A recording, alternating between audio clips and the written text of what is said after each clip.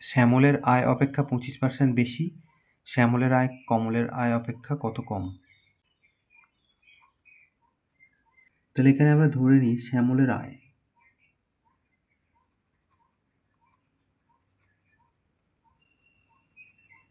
মনে করি শ্যামলের আয় 100 টাকা।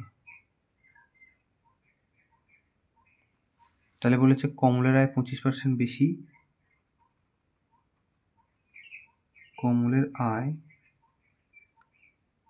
25% বেশি,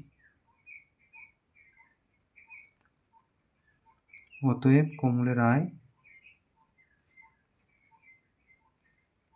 তাহলে 100-তে 25 বেশি, তার মানে 100 + 25, তার মানে 125 টাকা।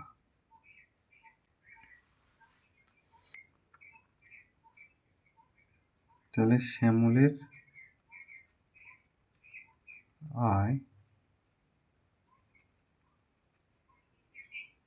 কমলের আয় অপেক্ষা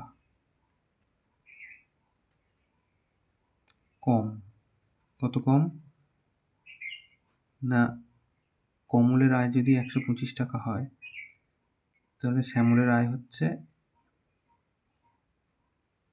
এই যে 125 - 100 মানে 25 টাকা কম। এটাকে আমরা 100 দিয়ে গুণ করব, পার্সেন্টেজ পাবো।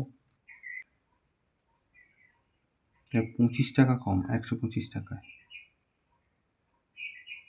তাহলে এটা দিয়ে এলে 5 5 20 তাহলে উত্তর হবে 20%। এটা উত্তর।